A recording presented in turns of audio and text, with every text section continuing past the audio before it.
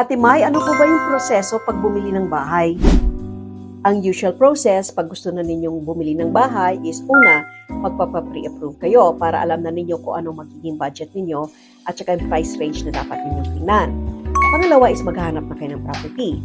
Pangatlo is may nagustuhan na kayong property, magbibigay na kayo ng purchase offer. Dito sa purchase offer, may dalawang dates kayo na dapat tingnan. Una is the subject removal date, which is usually around 10 days from the time na mag-make kayo ng offer, at saka yung pangalawa is the closing date.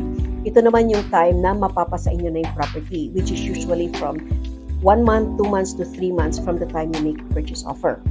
So, nag-make na kayo ng offer, na-accept na yung offer, and within the 10 days, nagpa-inspect na kayo, na-review na ninyo yung documents, at saka nakakuha na kayo ng mortgage, magre-remove na kayo ng subjects. Pag remove ninyo ng subjects, magbibigay na kayo ng deposito para sa binili ninyo ng property. At that point, firm na yung offer ninyo to purchase. Hindi na kayo makaka-back out at that time.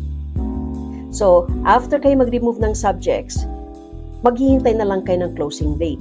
In that time, kung nagre-renta kayo, sabihan na ninyo yung landlord ninyo na lilipat, mag-move out na kayo, and then on the completion date, about a week before completion date, magpipirma na kayo ng mga official documents ninyo for the mortgage, and then you wait for the completion date. Pagkatapos nun, ibibigay na yung susi sa inyo ng property, and then you can now move on the property. If you need me to help you with the process, please reach out to me. Ito po si Maylene Lim, ang inyong Pinay Mortgage Broker.